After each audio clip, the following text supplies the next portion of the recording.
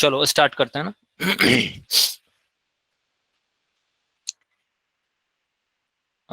Stress strain curve, ये stress strain curve है।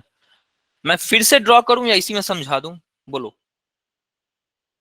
फिर से ड्रॉ करने में टाइम लगेगा, बोलोगे तो कर सकते हैं। ये सब तो बाई हार्ट है मुझे, सब कुछ बाई हार्ट है मुझे तो। चलो इसी में समझा देता हूँ, आ जाओ। गुड गुड, आओ देखो। तो अब स्ट्रेस स्ट्रेन ये कर्व कैसे ड्रॉ हुआ होगा, पहले मैंने आपको ये बताया था कि आखिर ये कर्व ड्रॉ कैसे हुआ होगा। ठीक है, तो मैंने आपको बताया था कि कोई साइंटिस्ट हैं, वो लैब में गए, स्टील का वायर लेकर के गए होंगे और उन्होंने इसको स्ट्रेच करना शुरू किया होगा, स्ट्रेस लगाना इस पे शुरू किया होगा। तो जो भी स्ट्रेस लगा रहे थे ना, उसको वो नोट करते थे, और उस स्ट्रेस के कोरस्पॉन्डिंग जो भी स्ट्रेन आता था उसको भी वो कॉपी पर नोट कर लिया करते थे। ठीक है, मतलब ऐसा एक्सपेरिमेंट उन्होंने बहुत बार किया, 50 बार, 100 बार, 200 बार, 1000 बार किया होगा, तब जाके ये एक्यूरेसी आती है। अगर आप एक्सपेरिमेंट्स नंबर ऑफ टाइम्स अगर आप कम करोगे ना, तो ये एक्यूरेसी नहीं आएगी। ये सब जब आप आगे जाओगे ना, तो आपको ये सब चीजें मेजरमेंट में समझा, ये सब पढ़ना होता है कि आप जितना ज्यादा टाइम्स आप एक्सपेरिमेंट करोगे ना, उतनी ज्यादा एक्यूरेसी आती है। तो ये बंदे जिसने भी ये किया है ना, वो उसने बहुत बार किया होगा, तब जाके इतना स्ट्रेट जो है ना, ये कर्व ऐसे कुछ आया था। आप जितना ज्यादा करोगे एक्सपेरिमेंट, उतना ज्यादा एक्यूरेसी आती है। तो अब उन्होंने क्या किया था, उन्होंने स्ट्रेस को बढ़ा, उन्होंने क्या किया था, वो क्या करते थे, मेरा पेन कहाँ गया यार, हाँ ये रहा। चलो, तो उन्होंने क्या किया, उन्होंने स्ट्रेस को बढ़ाया और स्ट्रेन को नोट किया।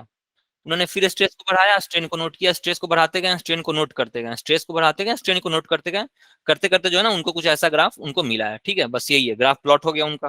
ठीक है, उन्होंने ग्राफ प्लॉट कर लिया, एक्सपेरिमेंट किया, वेट लगाया, प्लॉट कर लिया। अब इसमें ग्राफ में क्या क्या पॉइंट्स उन्होंने ऑब्जर्व किया था, आखिर ग्राफ में उन्होंने क्या क्या ऑब्जर्व किया, तो उन्होंने सबसे पहले देखा था कि ये जो ए पॉइंट है ना, ये पॉइंट अप टू ए तक का जो ग्राफ था, वो लीनियर ग्राफ था। गुड इवनिंग खुशबू। जो ए तक का जो कर्व था, वो लीनियर कर्व था, दैट इज प्रोपोर्शनल, है ना। उन्होंने ये देखा कि भाई ए तक जो आ रहा था ना, स्ट्रेस जो था ना, वो प्रोपोर्शनल था स्ट्रेन के। ठीक है, स्ट्रेस जो था वो प्रोपोर्शनल था स्ट्रेन के। उन्होंने ये फाइंड आउट किया भाई कि यहां तक हुक्स लॉ फॉलो हो रहा है, up to a Hooke's law follow हो रहा है, हुक्स लॉ ओबे। ठीक है, हुक्स लॉ का ये पालन कर रहा था जो भी था। ठीक है, अगर हुक्स लॉ फॉलो हो रहा है तो इसका मतलब इलास्टिक तो होगा ही, तो ए तक तो इलास्टिक होगा ही होगा, ये तो कहने की जरूरत ही नहीं है। हुक्स लॉ फॉलो कर रहा है तो इलास्टिक तो होगा ही होगा, ये तो हुक ने बोला ही था। ओके, इलास्टिक लिमिट में मैं आ रहा हूँ। ठीक है, इसके बाद उन्होंने फर्दर ये यहाँ तक का था, ये स्ट्रेस यहाँ तक का था ना, ये वाला स्ट्रेस था, और इसके कोरिस्पॉन्डिंग ये वाला स्ट्रेन था, मतलब ये थोड़ा ये वाला स्ट्रेन था। ठीक है, यहाँ तक का काम हो गया। ओके, यहाँ तक का हो गया। चलो, उसके बाद उन्होंने फिर भी स्ट्रेस लगाना जारी रखा, वो स्ट्रेस लगाते जा रहे हैं, लगाते जा रहे हैं। ठीक है, जो भी साइंटिस्ट है ना, वो स्ट्रेस लगाते जा रहे हैं, और इसके हिसाब से जो स्ट्रेन आ रहा था उसको वो नोट करते जा रहे थे। ऐसे ही एक्सपेरिमेंट किया जाता है, एक्सपेरिमेंट ऐसे ही किया जाता है। ठीक है, तो अब जब उन्होंने स्ट्रेस ज्यादा लगा रहे थे, तो जो भी स्ट्रेस आ रहा था, तो इन दोनों में ना कोई प्रोपोर्शनलिटी का रिलेशन नहीं आया। ठीक है, स्ट्रेस स्ट्रेस बढ़ाने पे स्ट्रेन बढ़ तो रहा था, लेकिन प्रोपोर्शनलिटी का रिलेशन नहीं आ रहा था।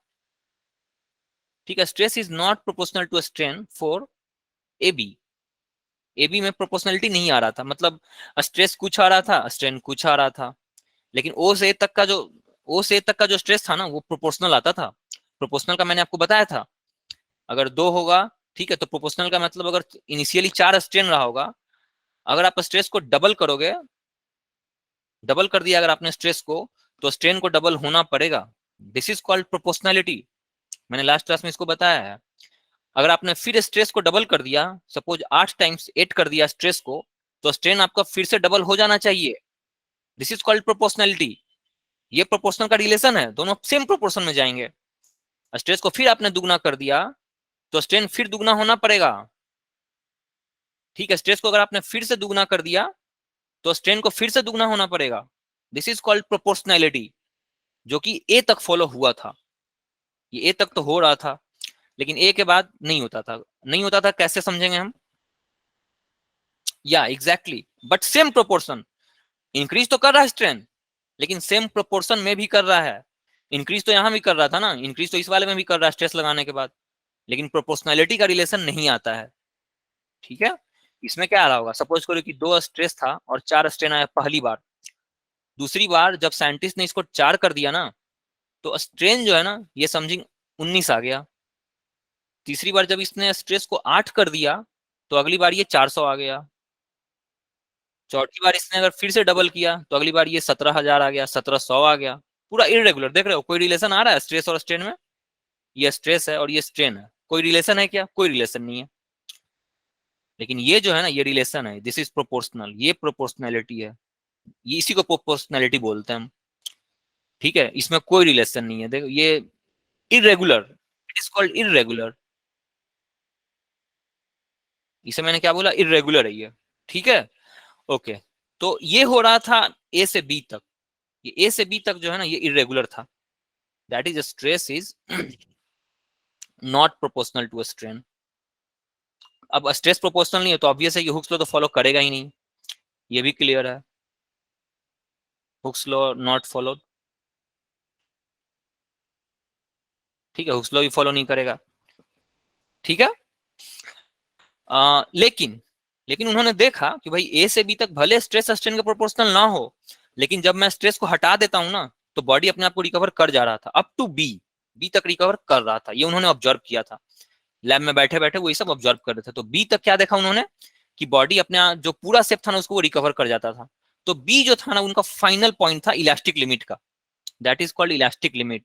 ये इलास्टिक लिमिट इसीलिए बोला जाता है क्योंकि इसके बाद भी वो साइंटिस्ट जो थे ना उन्होंने स्ट्रेस लगाना छोड़े नहीं, वो लगाते गए और लगा रहे हैं और लगा रहे हैं, लगाए जा रहे हैं स्ट्रेस को, स्ट्रेस लगा रहे थे और स्ट्रेन को नोट करते जा रहे थे।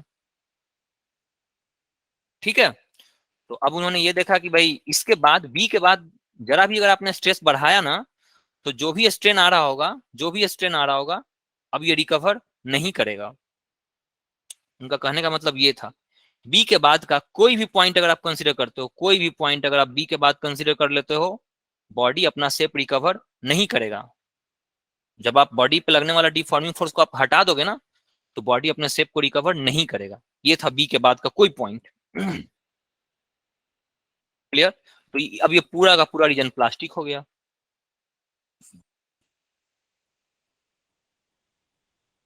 ठीक है, ये पूरा रीजन प्लास्टिक, पीला वाला जो है ना ये येलो रीजन जो है ना, येलो, ये पूरा प्लास्टिक रीजन है। बॉडी परमानेंट डिफॉर्म हो चुका है। ठीक है, बॉडी परमानेंट डिफॉर्म हो चुका है। इसी को परमानेंट सेट भी बोलते हैं, एक टर्म है, ये आपसे पूछा जाता है एग्जाम में, परमानेंट सेट इसी को बोला जाता है। ठीक है, ये इरिकवरी वाले स्टेज में चला गया। ये जो भी वायर था ना, एल्यूमिनियम, स्टील वायर, वट, अब ये जो है ना ये इरिकवरी वाला स्टेज में चला गया, वो कभी रिकवर नहीं करेगा after B. That's why we are using limit. ये लिमिट है, इलास्टिसिटी का जो है ना ये फाइनल लिमिट है।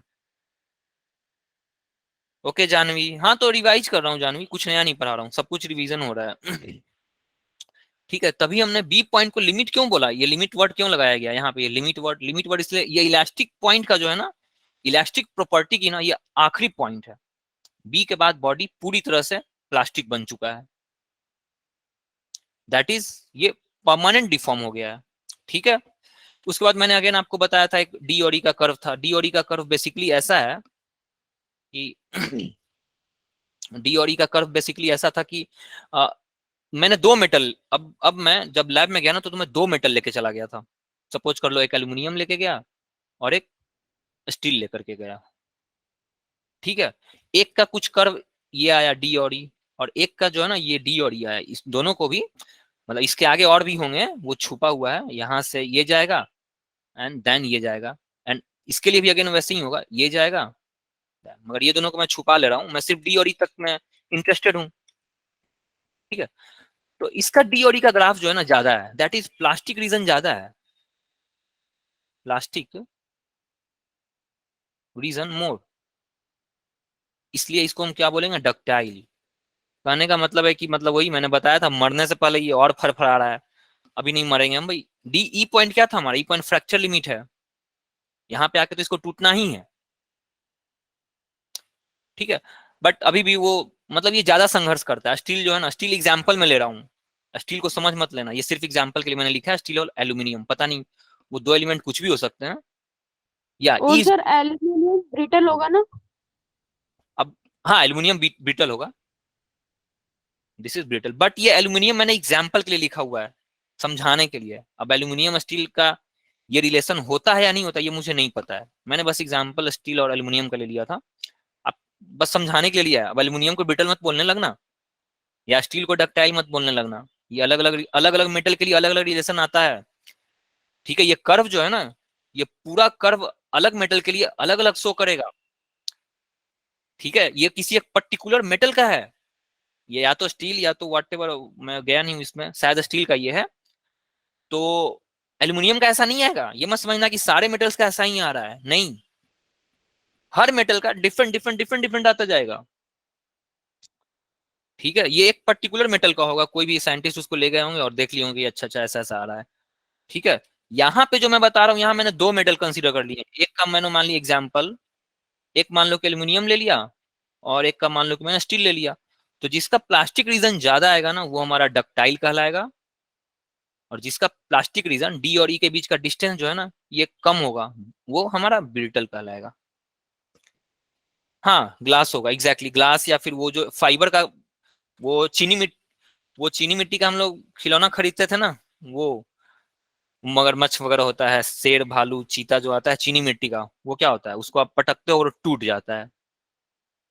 ठीक है, वो जरा भी वो रसिस्ट नहीं करता है अपने अंदर फोर्स को, जरा भी नहीं। आप उसको, मिट्टी का बना होता है, उसको आप पंच करोगे वो टूट जाएगा, तो वो सब ब्रिटल है, तुरंत टूट जाना ब्रिटल कहलाता है, तुरंत।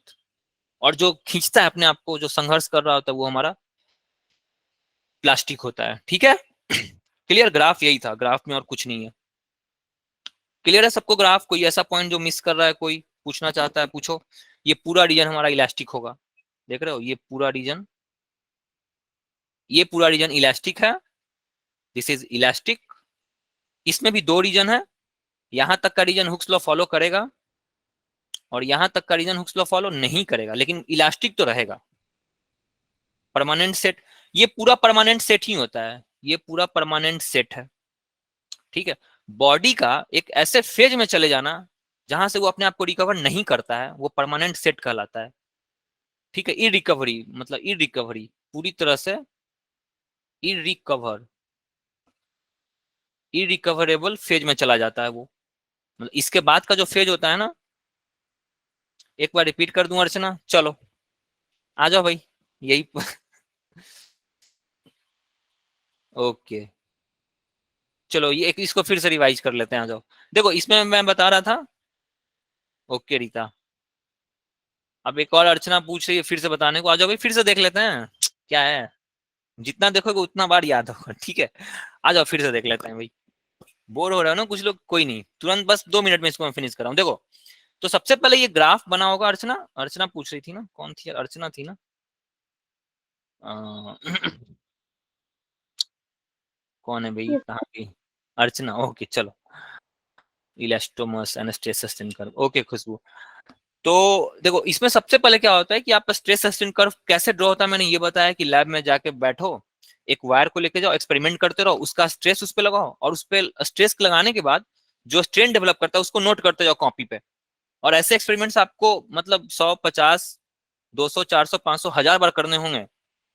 ठीक है, जितना ज्यादा बार आप एक्सपेरिमेंट करोगे उतनी ज्यादा एक्यूरेसी आती है, उतने पॉइंट्स आपको, उतने आपको पॉइंट्स नजदीक के मिलेंगे। और जब आप ग्राफ को मिलाओगे उन पॉइंट्स को ना, सारे पॉइंट्स को जब आप मिलाते रहोगे ना, तो आपकी एक्यूरेसी उतनी ज्यादा आएगी, उतना अच्छा आप ग्राफ प्लॉट करोगे, जितना ज्यादा टाइम से आप एक्सपेरिमेंट करोगे उतना अच्छा, उतना ज्यादा आपके पास डेटा रहेगा, उतना अच्छी तरह से आप पॉइंट्स को मैच कर सकते हो, सबको मैच करोगे, और तब जाके एक ग्राफ बनता है। ठीक है, तो साइंटिस्ट गए होंगे, कोई एक स्टील वगैरह लेकर के गए और उन्होंने एक्सपेरिमेंट कर लिया, सारा डेटा उन्होंने लिख लिया, स्ट्रेस और स्ट्रेन, अब उन्होंने पॉइंट्स को मैच करना शुरू किया, तो कुछ ऐसा ग्राफ आया है। ठीक है, इसमें उन्होंने बोला कि अप टू ए, ये जो ए पॉइंट है ना, इस ए पॉइंट तक का जो जो लाइन होगा ना, ए पॉइंट तक का जो रिलेशन होगा ना, ये प्रोपोर्शनल लिमिट वाला रिलेशन होगा। प्रोपोर्शनल लिमिट कहने का मतलब है स्ट्रेस जो होगा ये प्रोपोर्शनल होगा स्ट्रेन के, और ये हुक्स लॉ है, यही तो हुक्स लॉ है हमारा, हुक ने यही तो बोला था, हुक्स लॉ, यानी ओ से ए तक हुक्स लॉ फॉलो हो रहा है। अगर हुक्स लॉ फॉलो हो रहा है तो हुक ने तो बोला ही था कि अगर स्ट्रेस स्ट्रेन के प्रोपोर्शनल होगा तो बॉडी अपने आप को पूरा रिकवर करेगा। तो यानी ए तक जो है ना ये इलास्टिक तो है। तो देखो सबसे पहले ये जो पॉइंट है ये तो इलास्टिक हो गया मेरा, ये पॉइंट जो है ये इलास्टिक हो गया, ये वाला यहाँ तक। ठीक है, इसमें हुक्स लॉ भी फॉलो हो रहा है, इलास्टिक भी है, परमानेंट प्रोपोर्शनल का लिमिट भी शो कर रहा है। इसके बाद वो साइंटिस्ट रुके नहीं, यहीं पे नहीं रुक गए, वो और स्ट्रेस लगा रहे हैं ना, और लगाते जा रहे थे स्ट्रेस। तो उन्होंने कुछ कर्व, उन्होंने कुछ ऐसा मिला होगा, ये वाला कर्व मिला होगा, ठीक है, ये कर्व मिला ए से बी। तो ए से बी तक का जो कर्व था ना, इसमें स्ट्रेस प्रोपोर्शनल टू स्ट्रेन नहीं था, ये देखो, ठीक है, प्रोपोर्शनल लिमिट आपका ए तक ही आया था, यहां तक आया था। इसके बाद stress is not proportional to strain, लेकिन फिर भी बॉडी अपना इलास्टिक प्रॉपर्टी को मेंटेन रखे हुए था। इलास्टिक प्रॉपर्टी को मेंटेन रखे हुए था, इसका कहने का क्या मतलब है, जब आप डिफॉर्मिंग फोर्स को हटा दोगे ना, तो बॉडी अपने आप को पूरा रिकवर कर जाता था up to B, this is B, ठीक है, बी तक अगर आप डिफॉर्मिंग फोर्स को हटाओगे तो बॉडी अपने आप को पूरा रिकवर करता था। ये लास्ट पॉइंट है, ये बी जो है ना लास्ट पॉइंट, इलास्टिक लिमिट का ये लास्ट पॉइंट है, इलास्टिक पॉइंट का ये, इलास्टिक लिमिट का ये लास्ट पॉइंट था, इसलिए हमने इस पॉइंट को, बी पॉइंट को हमने इलास्टिक लिमिट बोला है, इलास्टिक लिमिट, क्योंकि ये लास्ट पॉइंट है। इसके बाद भी वो साइंटिस्ट रुके नहीं, बी के बाद भी वो क्या किया, उन्होंने स्ट्रेस को लगाया रखा और लगाया रखा स्ट्रेस को। तो उन्होंने ये देखा कि बी पॉइंट के बाद का कोई भी पॉइंट जो हम अज्यूम करते हैं ना, बॉडी अब परमानेंटली डिफॉर्म हो चुका है, परमानेंट डिफॉर्म हो चुका है, बॉडी प्लास्टिक बन चुका है, ठीक है। जीरो से बी तक ये जो था, यहां से यहां तक इलास्टिक प्रॉपर्टी शो कर रहा था, इसके बाद यहां से यहां तक का सारा जो है ना, ये प्लास्टिक, येलो पार्ट जो है ना ये प्लास्टिक है, और ब्लू पार्ट जो है ना ये पूरा ब्लू, ये इलास्टिक है, ठीक है। ठीक है, और मैंने ये भी बताया कि भाई कि आखिर प्रोपोर्शनैलिटी का क्या मतलब होता है, मैंने ये बताया प्रोपोर्शनैलिटी से आप क्या समझते हो। प्रोपोर्शनैलिटी का मतलब एकदम डायरेक्ट रिलेशन होना चाहिए, अगर मैं स्ट्रेस को डबल कर रहा हूं ना, तो स्ट्रेन भी डबल होना चाहिए, that is called proportionality. Stress को मैं तिगुना करूंगा ना, तो स्ट्रेन भी मेरा 3 टाइम्स हो जाना चाहिए। स्ट्रेस को अगर मैं 10 गुना कर दूंगा, तो स्ट्रेन भी मेरा 10 गुना हो जाना चाहिए, दैट इज कॉल्ड प्रोपोर्शनैलिटी। तो वो रिलेशन जो था ना, वो वाला यहां तक शो किया प्रोपोर्शनैलिटी, इसके बाद प्रोपोर्शनैलिटी शो नहीं किया, लेकिन स्ट्रेस इलास्टिक प्रॉपर्टी अपना वो मेंटेन किया हुआ था, और इसके बाद का सारा एरिया जो है ना, ये सारा कर्व प्लास्टिक हो गया। अब बॉडी परमानेंटली डिफॉर्म हो चुका है, बॉडी अब अपने आप को कभी रिकवर नहीं करेगा, ठीक है। चलो, उसके बाद ये मैंने बताया था, ठीक है, जिसका जिसका प्लास्टिक रीजन ज्यादा होगा उसे हम डक्टाइल बोलेंगे, मतलब वो ज्यादा अपने आप को रेसिस्ट कर रहा है, मतलब ज्यादा मरने से पहले और ज्यादा, मतलब अभी कुछ दूर और चलेंगे, कुछ दूर और चलेंगे टाइप से। और जिसका कम है ना, ये कम है, तो इसे मैं ब्रिटल बोलूंगा, ठीक है। चलो आ जाओ, एक सवाल करते हैं इस पे, चलो बताओ, सभी आंसर करेंगे इसको। सर एग्जाम्पल गोल्ड, खुशबू ऐसे आप नहीं बोल सकते हो, एग्जाम से गोल्ड नहीं आप बोल सकते हो। डक्टाइल और ब्रिटल बताने के लिए आपको 2 मेटल चाहिए, डक्टाइल और ब्रिटल, आप गोल्ड डक्टाइल है नहीं, ऐसे आप नहीं बोल सकते हो, गोल्ड ब्रिटल है नहीं, आपको बताना होगा कॉम्पेर, डक्टाइल और ब्रिटल जो है ना वो कॉम्पेरेटिव है, आप कंपेयर कर रहे हो ना। अगर आप किसी को डक्टाइल बोल रहे हो, इसका मतलब है आपने किसी को ब्रिटल बोला है। तो गोल्ड इज डक्टाइल और गोल्ड इज ब्रिटल, ये कहना सही नहीं है। आप 2 मेटल लेके आओ ना, गोल्ड और सिल्वर लेकर के आओ, सोना और चांदी लेकर के आओ, और तब आप पूछो कि गोल्ड ज्यादा डक्टाइल है या सिल्वर ज्यादा डक्टाइल है, गोल्ड ज्यादा ब्रिटल है या सिल्वर ज्यादा ब्रिटल है, ये सवाल, ये सही सवाल है। गोल्ड डक्टाइल है कि नहीं है, ये सवाल गलत सवाल है, ये सवाल ही गलत है। कंपैरिजन आप कर रहे हो ना, डक्टाइल और ब्रिटल तो कंपैरेटिव वर्ड है। यस, इशू बोलो, कुछ बात है इशू, बोलो, किसी को कुछ डाउट है तो। सर गोल्ड ज्यादा डक्टाइल है। गोल्ड डक्टाइल है ज्यादा, ऐसा नहीं होता, मतलब आप कंपैरेटिव, इसका मतलब है कि आपने, मतलब दिमाग में कहीं पे रखा हुआ है कि भाई आप किसी से कंपेयर करके आप बोल रहे हो। अगर आपने बोला कि गोल्ड डक्टाइल है, तो आपके दिमाग में कुछ है कि भाई हाँ, आप ना सिल्वर के रिलेटिव में आप जवाब दे रहे हो, ठीक है, ये बात होती है। डक्टाइल और ब्रिटल वर्जन वो कंपेरेटिव वर्ड है, वो सिंगल में आप यूज नहीं कर सकते होगी, दैट मैंने बोला कि भाई दिस पेन इज डक्टाइल, अब आप तब बोलना इसको डक्टाइल जब अब ये इन दोनों का कंपैरिजन करना, ये पेन और ये पेन का, तो बोलना this pen is ductile with respect to this. ये सही वर्ड है, ये सही सर लाइन है। जिसमें इलास्टिसिटी ज्यादा होगी वो डक्टाइल है, और जिसमें प्लास्टिसिटी ज्यादा होगी वो ब्रिटल होगा। यस यस ब्रिटल का एग्जैक्टली। एग्जांपल जैसे ग्लास ले सकते हैं हम, उसमें प्लास्टिसिटी ज्यादा होती है। हम्म। चलो ठीक है। हाँ बताओ भाई, किसी का आंसर आया क्या? मुझे ये बताओ, इन दोनों मटेरियल में से, मटेरियल 1 और मटेरियल 2 में से इलास्टिक ज्यादा कौन है? संगीता का सही तो है, लेकिन थोड़ा सा वो गलती की है संगीता। सर सेकंड वाला है ना। Material 2 is more elastic than material 1, ठीक है, and hence material 2 is more brittle. नहीं, गलत है। ये आंसर जो दे रही हो ना संगीता, ये गलत है। सर नहीं, जो वो सेकंड वाला है वो ब्रिटल थोड़ी होगा, वो तो डक्टाइल होगा। सेकेंड मटेरियल ब्रिटल होगा इशू। मटेरियल 2 सर कैसे होगा? सर इसमें इलास्टिसिटी ज्यादा है। इलास्टिसिटी से ब्रिटल और डक्टाइल को कोई मतलब नहीं है इशू। ये जो संगीता ने ए आंसर दिया है ना, संगीता ने भी वही गलती की है। इलास्टिसिटी को डक्टाइल और ब्रिटल से कोई मतलब नहीं है। Make it a point. जो ज्यादा इलास्टिक होगा वो ज्यादा ब्रिटल होगा, ये गलत स्टेटमेंट है। या फिर जो ज्यादा इलास्टिक होगा वो ज्यादा डक्टाइल होगा, ये भी गलत स्टेटमेंट है। टू तो खुशी एकदम गलत है, टू तो आपने एकदम ही गलत बताया सर है। फिर इसका आंसर सी होगा। हाँ सी तो होगा ही। चलो बताओ भाई, और बताओ, एक मिनट मैं बता रहा हूँ इसू। और बताओ, और किसी का आंसर आ रहा है? बताओ यसिका, बताओ। मुझे ये बताओ, ध्यान से सुनो मेरा सवाल। मटेरियल 1 और मटेरियल 2 में से, ओके संगीता ठीक है, मटेरियल 1 और मटेरियल 2 में से ज्यादा इलास्टिक कौन है? बताओ। 1 और 2, आंसर करो। 1 और 2 ज्यादा इलास्टिक टू कौन है? वाला। बताओ ज्यादा इलास्टिक कौन है? हाँ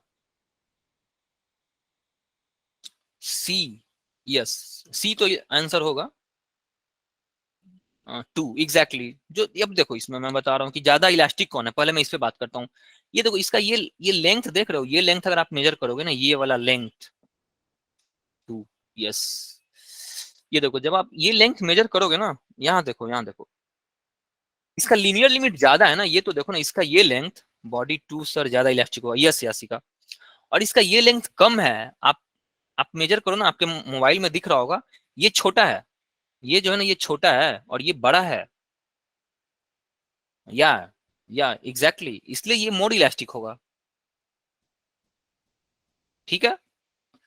और ये भी इलास्टिक होगा, लेकिन ये कम इलास्टिक होगा, ये ज्यादा इलास्टिक होगा। तो material 2 is elastic over the larger region of strain as compare to 1, बिल्कुल सही है, सी नंबर। ठीक है, क्लियर है। ज्यादा स्ट्रेन भाई, यस। ये भी देखो ना, स्ट्रेन, इसका स्ट्रेन छोटा स्ट्रेन है ये वाला, ये तो दिख रहा होगा ना, ग्राफ आपको देखने के लिए तो दिया गया है। और इसका स्ट्रेन का लेंथ ज्यादा है, ये ज्यादा लेंथ तक जो है ना, ये बॉडी लीनियर लिमिट को फॉलो कर रहा है, लीनियर लिमिट को। तो हुक ने तो बोला ही था कि जिसकी लीनियरिटी ज्यादा होगी वो ज्यादा इलास्टिक होगा। जब तक लीनियरिटी शो कर रहा है ना बॉडी, तब तक वो बॉडी इलास्टिक है। तो इसकी लीनियरिटी ज्यादा है, मटेरियल 2 की लीनियरिटी ज्यादा है, तो मटेरियल 2 ज्यादा इलास्टिक होगा। क्लियर? अब बताओ, मटेरियल 2 ज्यादा ब्रिटल है या मटेरियल 1 ज्यादा ब्रिटल है? बताओ। पर मटेरियल वन ज्यादा ब्रिटल है क्योंकि उसमें प्लास्टिसिटी ज्यादा है। आप फिर वही गलती कर रहे हो। मटेरियल मटेरियल 1 ज्यादा है क्योंकि इसकी प्लास्टिसिटी ज्यादा है। ओके चलो, और बताओ भाई, मटेरियल 1 ज्यादा ब्रिटल है या मटेरियल 2 ज्यादा ब्रिटल है? ब्रिटल कौन है ज्यादा? दो है, ठीक है शीतल। और कोई बताओ भाई। दो है खुशी। करिश्मा का भी दो आ रहा है, हाँ। देखो, ठीक है, गुड गुड। आ जाओ देखते हैं, ठीक है खुशी, देखते हैं। देखो मैंने आपको बताया था, इशू इशू कंफ्यूज कर रही है। मैंने बताया था इशू, जिसका प्लास्टिक रीजन ज्यादा होगा ना, वो डक्टाइल ज्यादा होगा। कहने का मतलब है कि वो रसिस्ट ज्यादा कर रहा है। ये तो देखो ना, मैंने बताया था आपको, एक कर्व अगर ये है और दूसरा का कर्व अगर ये आ रहा है, तो ये डक्टाइल ज्यादा है। ठीक है, मतलब इस पॉइंट से इस पॉइंट तक आने में, यानी fracture point, this is fracture point. तो यहां से डी और ई था ना, यही था ना डी और ई, तो वहां से फ्रैक्चर होने तक में ये ज्यादा संघर्ष कर रहा है, ये मटेरियल जो है इसका स्ट्रगल ज्यादा है, ये ज्यादा रेसिस्ट कर रहा है अपने अंदर के होने वाले चेंज को, ठीक है। तो इसमें जान थोड़ा ज्यादा है, तो ये इसलिए इसको हम डक्टाइल बोलेंगे, दिस इज डक्टाइल, ठीक है। और इसका प्लास्टिक रीजन कम है, थोड़ा ही देर में तो ये टूट गया, ये देख रहे हो, ये थोड़ा ही देर में तो ये टूट गया। तो यही तो होता है, टूटना ही तो होता है, brittleness, this is brittle. Okay sir. Clear. Plastic region जिसका ज्यादा होगा वो ज्यादा डक्टाइल होगा, वो लड़ रहा है, वो फाइट कर रहा है भाई। उसमें लचीला, डक्टाइल का मतलब पता है हिंदी, लचीलापन होता है। और ब्रिटल मतलब भंगुर होता है, छन भंगुर जिसको बोलते हैं ना हिंदी में, छन भंगुर, तुरंत भर में वो टूट जाता है। तो प्लास्टिक रीजन है, देखो भाई, इसको मैंने यहाँ के बाद ये जो पॉइंट था, इसके बाद मैंने थोड़ा ही स्ट्रेस बढ़ाया और ये टूट गया। और इसका देखो, इसका पॉइंट ये है ना, इसके बाद मैं कहाँ स्ट्रेस बढ़ा रहा हूँ, मैं बहुत स्ट्रेस बढ़ा रहा हूँ, ये देखो यहाँ से यहाँ तक ये खींच के गया है, और तब जाके फाइनली वो टूटा है, यहाँ पे आकर फाइनली वो टूटा है। ये ज्यादा रेसिस्ट किया है, ये इसमें ज्यादा लचीलापन, इस वाले मटेरियल में लचीलापन ज्यादा है, इसमें लचीलापन कम है, ये तुरंत ब्रेक कर जाता है। क्लियर, ठीक है। चलो आ जाओ, और सवाल देखते हैं ना, एक दो और सवाल देखते हैं, इसको छोड़ो, इसको छोड़ो, हाँ इसमें, ठीक है ना, कोई डाउट है किसी को, एनीवन बताओ, कोई डाउट रह गया है किसी के पास। चलो, इसमें देखो ये क्वेश्चन है आपका, ओके ठीक है ठीक है, ठीक है रीता, गुड गुड, आ जाओ। अभी सबको आपको ये जो क्वेश्चन है ना, ये आपके बोर्ड में या फिर प्री बोर्ड या जो भी हो रहा है, मिड टर्म वगैरह है, फाइनल टर्म, इसमें आ सकता है। तो इलास्टिक लिमिट का पॉइंट मैंने आपको बता दिया था, जो फाइनल पॉइंट मैक्सिमम, मैक्सिमम वहां तक ही अचीव करेगा, फाइनल पॉइंट होता है ये, ठीक है। परमानेंट सेट क्या होता है, बॉडी का इरिकवर स्टेट में जब वो चला जाता है ना, तो उसको परमानेंट सेट बोलते हैं। प्रोपोर्शनैलिटी लिमिट कौन सा था, बताओ भाई, प्रोपोर्शनैलिटी लिमिट कौन सा था, इसका रेंज क्या था।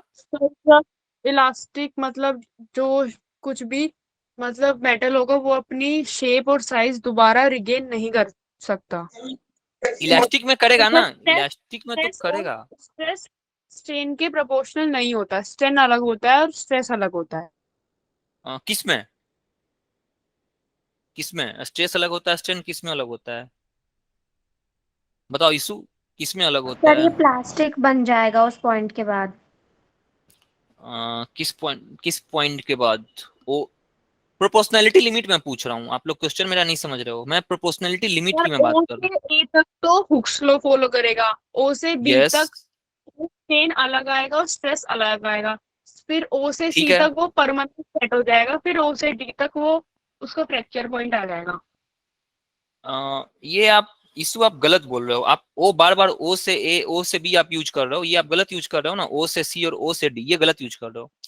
ओ से ए परमानेंट हो, ये ओ से एक प्रोपोर्शनल होगा, एंड ओ से बी इलास्टिक होगा, बट ओ से सी प्लास्टिक नहीं हो रहा है ना, आप ओ से सी बोल रहे हो। बी से सी, बी से सी या फिर बी से डी या फिर बी से ई, ये तीनों प्लास्टिक रीजन है, ठीक है। आप हर जगह ओ से आप स्टार्ट कर रहे हो बोलना, ओ से बोल रहे हो, ओ से बी आप बता रहे हो, ओ सी बता रहे हो, ओ डी बता रहे हो, ऐसा नहीं है।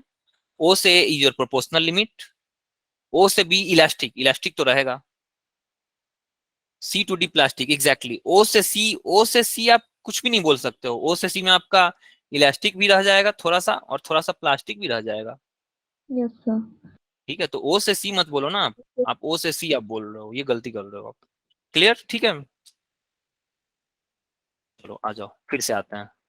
हाँ मैं कहा था, मैं प्रोपोर्शनैलिटी लिमिट पूछ रहा था ना, तो सबने जवाब दे दिया भाई, क्या क्या दिया। प्रोपोर्शनैलिटी लिमिट क्या क्या बताओ भाई, बी इलास्टिक लिमिट है, ठीक है। सी टू डी प्लास्टिक बिहेवियर आएगा, हाँ सी टू डी प्लास्टिक बिहेवियर आएगा, एग्जैक्टली। सी टू डी ही क्यों प्लास्टिक आएगा, ख्याति और पहले से आएगा, बी से शुरू हो जाएगा plasticity, B C D E ये सारे बिहेवियर प्लास्टिक हैं, आपने सिर्फ सी से डी लिखा हुआ है। बियॉन्ड सी, यस खुशबू सही बोल रही है, beyond C for very less stress there is last, exactly Khushboo सही बोल रही है। सी बी के बाद छोटे स्ट्रेन, स्ट्रेस के लिए ना बड़ा स्ट्रेन डेवलप होता है। ओ से, हाँ प्रोपोर्शनल लिमिट ओ से होगा, ठीक ठीक से स्नेहा सही बोल रही है, ख्याति का, ठीक है। चलो ओ से सबका, वो सी टू डी प्लास्टिक बिहेवियर रहेगा, ठीक है। बी इलास्टिक लिमिट, ठीक है ठीक है, बी ओ से रहेगा, हाँ इलास्टिक लिमिट नो डाउट, ठीक है ओके। चलो क्लियर। चलो यहां तक आ गए हम लोग। प्रोपोर्शनलिटी लिमिट कहाँ आया, ओ से ए आया। चलो हिस्टेरेसिस कोई बता सकता है क्या, और टेंसाइल स्ट्रेंथ कोई बता सकता है क्या? व्हाट इज टेंसाइल स्ट्रेंथ, कोई बता सकता है क्या? मैंने बताया था, मैंने पिछले पिछले क्लास में मैंने लिखा होगा इसको। पिछला जो कर्व है ना, पिछला कर्व कहाँ गया यार मेरा?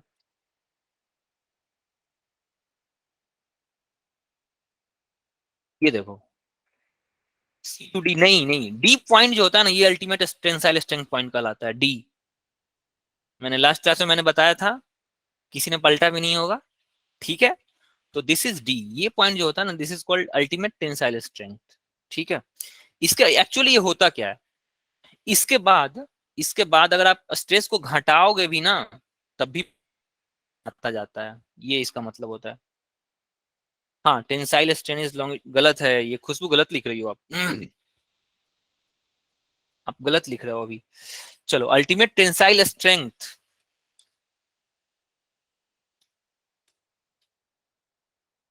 ठीक है? टेंसाइल स्ट्रेंथ समझ में आया क्या? नहीं आया ना टेंसाइल स्ट्रेंथ समझ में? टेंसाइल स्ट्रेंथ खुशबू जो बता रही है वो टेंसाइल स्ट्रेन बता रही है। खुशबू जो बता रही है वो टेंसाइल स्ट्रेन बता रही है। मैं ये नहीं पूछ रहा हूं, मैं पूछ रहा हूं टेंसाइल स्ट्रेंथ, मैं ये पूछ रहा हूं, मैं स्ट्रेन स्ट्रेन नहीं पूछ रहा हूं, मैं स्ट्रेंथ पूछ रहा हूं। व्हाट इज टेंसाइल स्ट्रेंथ, ठीक है? तो ये पॉइंट जो होता है ना, हमारा डीप पॉइंट जो होता है ना, it is called ultimate tensile strength point. इसको अल्टीमेट टेंसाइल स्ट्रेंथ पॉइंट क्यों बोलते हैं, या ठीक है, क्योंकि इसके बाद अब आपको स्ट्रेस बढ़ाने की जरूरत ही नहीं है। अब तो आप स्ट्रेस को, सर हाँ मैक्सिमम हाइट पर होगी ना, वो क्या कहते हैं ये? हाँ हाँ, मैक्सिमम, एग्जैक्टली मैक्सिमम हाइट होगी। इसके बाद अगर आप स्ट्रेस को घटाओगे भी ना, तब भी बॉडी में स्ट्रेन डेवलप होते जाता। अब तक क्या हो रहा था, यहां से लेकर के यहां तक में क्या हुआ था, देखो आप स्ट्रेस को बढ़ा रहे थे, यहां तक आपने स्ट्रेस को बढ़ाया था। इसके बाद देख रहे हो, ये इसके कोरस्पॉन्डिंग स्ट्रेस कौन सा है, ये है ना। अब ये पॉइंट जब मिला होगा आपको, तो ये पॉइंट आपको कम स्ट्रेस के कम वैल्यू के लिए आपको मिला था, ये वाला पॉइंट स्ट्रेस के कम वैल्यू के लिए मिला है, यानी आपने स्ट्रेस को घटाया फिर भी बॉडी इलोंगेट कर रहा है, या ई ब्रेकिंग पॉइंट होगा। तो that is called ultimate tensile strength. Strength जो एक आंसर कर रही थी खुशबू या कोई, वो टेंसाइल स्ट्रेन के बारे में बता रही थी, मैं टेंसाइल स्ट्रेन नहीं पूछ रहा हूँ। चलो आ जाओ आ जाओ, कहाँ गया क्वेश्चन? हाँ इसमें था ना, हाँ दिस इज टेंसाइल स्ट्रेंथ। ये देखो, ये टेंसाइल स्ट्रेंथ मैं ये पूछ रहा था, और वो जवाब, वो टेंसाइल स्ट्रेंथ का वो जवाब दे रही थी, ठीक है? तो टेंसाइल स्ट्रेंथ का पॉइंट कौन सा होता है, डी होता है, ठीक है? This is D. चलो हिस्टेरेसिस कोई बता सकता है क्या, हिस्टेरेसिस कोई एक्सप्लेन कर सकता है क्या, किसी को पता है हिस्टेरेसिस? बताओ, वंशिका पता है, वंशिका?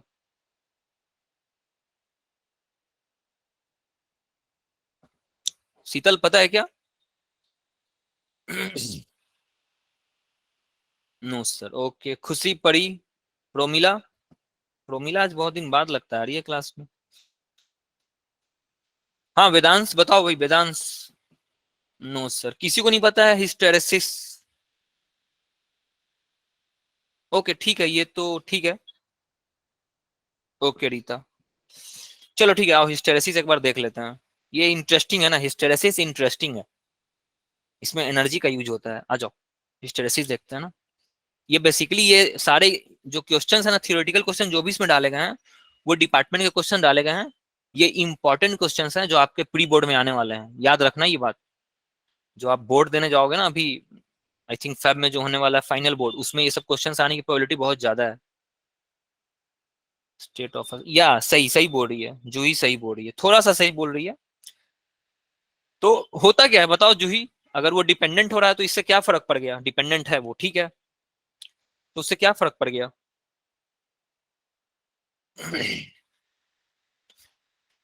अप्लाइड देन, ठीक है ठीक है। खुशबू बताओ, आगे बताओ खुश, आगे बताओ। सर परमानेंट लेंथ इंक्रीज होगा, नहीं नहीं, ये तो कोई जवाब नहीं है ख्याति, ये तो कोई जवाब नहीं है। वो सही बता रही थी, जूही सही बता रही है, dependence of state of a system, ये सही बता रही है, एकदम एग्जैक्ट सही आंसर दी है ये। तो उससे क्या होगा जूही बताओ, डिपेंडेंट नहीं हुआ तो क्या होगा उससे? जूही का आंसर सही है। चलो आ जाओ, इसको देखते हैं, आ जाओ जल्दी देखते हैं, टाइम ज्यादा नहीं है अब, है ना? ठीक है। तो स्टील का जब आपने बनाया था ना, ये देखो, एक तो मेरा लाइन कभी सीधा नहीं आता है यार। चलो ये देखो, स्टील, सपोज करो ये स्टील है, ठीक है। ये स्ट्रेस स्ट्रेन कर्व, स्ट्रेस, कुछ नहीं वंशिका, वही तो मैं आपसे पूछ रहा था, मैं आपसे कि हिस्टेरेसिस क्या होता है, व्हाट इज हिस्टेरेसिस, ये मैं पूछ रहा था। हिस्टेरेसिस, हिस्टेरेसिस क्या होता है? हाँ कुछ नहीं वंशिका, ठीक बोल रही है, शीतल ठीक बोल रही है। तो हिस्टेरेसिस क्या होता है ये मैं समझाना चाह रहा हूँ। हाँ रिपीट, हिस्टेरेसिस क्या होता है? किसी को मैं पूछा तो कोई नहीं बताया, एक जूही है वो थोड़ा सही बताई है वो। तो स्टील का जो स्ट्रेस स्ट्रेन कर्व होता है, देखो ये बहुत ये इंपॉर्टेंट है, ये हिस्टेरेसिस इंपॉर्टेंट है ना, वो समझ में नहीं आएगा आपको, अच्छे से समझो ना प्लीज, ये बहुत इंपॉर्टेंट है, ये कॉन्सेप्ट है, ये मजा आता है। हिस्टेरेसिस जो है ना, ये बहुत इंटरेस्टिंग है यार, बहुत इंटरेस्टिंग है। तो ये कुछ स्टील का होगा, ठीक है।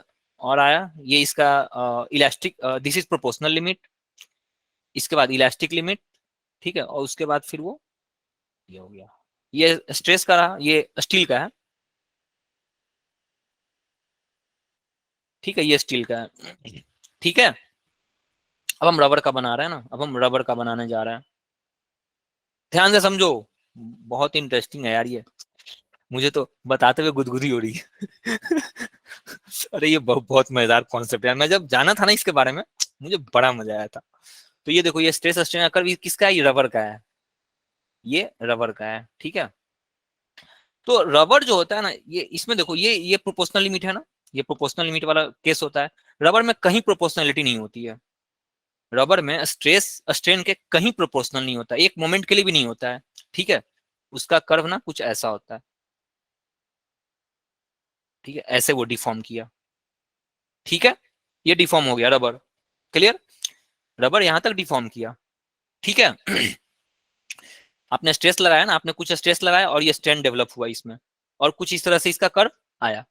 अब जब इसको वापस, जब आप इस डिफॉर्मिंग फोर्स को जब आप हटा देते हो ना, रबर पे जो आपने डिफॉर्मिंग फोर्स लगाया, लगाते लगाते स्ट्रेस लगाया तो स्ट्रेन आया, स्ट्रेस लगाया तो स्ट्रेन आया, फिर स्ट्रेस लगाया स्ट्रेन आया, लैब में आप बैठे हुए थे, आपने 1000-2000 बार एक्सपेरिमेंट किया, आपने देखा कि कुछ कर्व ऐसे आया है, ये कर्व आ गया, ठीक है। अब बॉडी को, अब बॉडी पे लगने वाले फोर्स को आप हटा दोगे तो बॉडी रिकवर करेगा, ठीक है, यानी बॉडी को फिर वापस से इसको वापस यहाँ आना है ना, इस पॉइंट को वापस यहाँ आना है, बॉडी को अपना शेप को रिगेन कर लेना था, यही है ना, ठीक है। तो बॉडी, रबर जब रिकवर करने जाता है ना, तो वो इस पाथ से वापस नहीं आता है, ये स्ट्रेस और स्ट्रेन वाला जो प्रोपोर्शनल था वो सेम पाथ से वापस आता था, लेकिन ये जो है ना, ये अपने पाथ, अपने सेम पाथ से वापस नहीं आता है, ये ना अलग पाथ चुन लेता है, इस पाथ से वापस आता है। तो इस पाथ में जितनी एनर्जी लगी है ना, जितनी एनर्जी इस पाथ को, रबर को इलोंगेट करने में लगाया गया, ठीक है, रबर ने अपना पूरा शेप रिकवर कर लिया, रबर पूरा शेप रिकवर करता है, rubber recovers, yes yes, rubber recovers fully, rubber recovers, यहां तक का बात करोगी तो स्टील भी, यहां तक अगर आप बात करोगे ना तो स्टील भी रिकवर करेगा, यहां तक तो स्टील भी पूरा रिकवर करेगा ना। तो स्टील जिस पाथ से जाएगा उसी पाथ से स्टील लौट आता है, स्टील था अगर ये इससे डेविएट तो पूरा पाथ वो वापस चलाता है, लेकिन रबर को अपने जिस पाथ से ले जाता है ना, वो रबर उस पाथ से वापस नहीं आता है, ठीक है।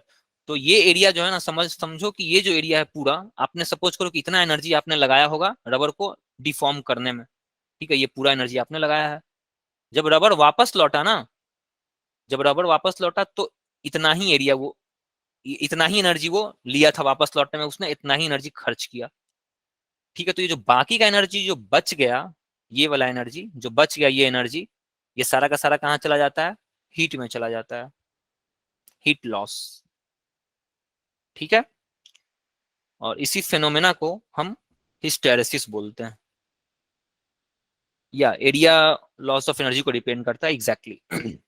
क्लियर, समझ में आया क्या सबको? मैं फिर से बता रहा हूँ, देखो मैं फिर से बता रहा हूँ, रबर का मैं बता रहा हूँ ना, सीधा मैं रबर का बता रहा हूँ, रबर का मैं बता रहा हूँ, देखो ये स्टील था, है ना, ये स्टील है, स्ट्रेस और ये स्ट्रेन। बहुत मजेदार कॉन्सेप्ट है भाई ये।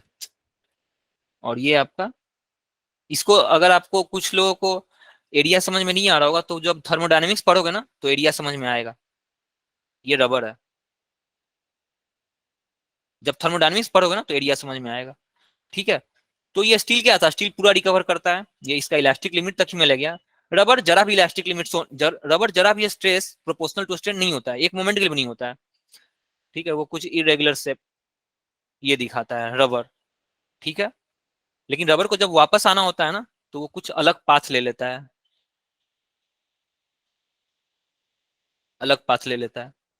ठीक है, तो जाने के क्रम में आपने जो रबर को डिस्ट्रॉय किया था ना, ये तो जो है ना मेरा कभी, हाँ ठीक है, तो आपने रबर को ले जाने में इतनी एनर्जी खर्च की थी। ये पूरा एनर्जी, ये पूरा ग्राफ जो है ना, दिस ये एनर्जी, ये एरिया, ये पूरा एरिया आपको एनर्जी, एनर्जी को रिप्रेजेंट कर रहा है, पूरा एरिया।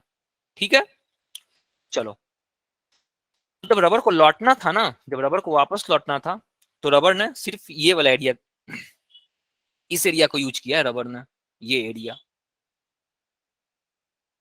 ठीक है, ये एरिया रबर ने सिर्फ इस एरिया को यूज किया लौटते समय।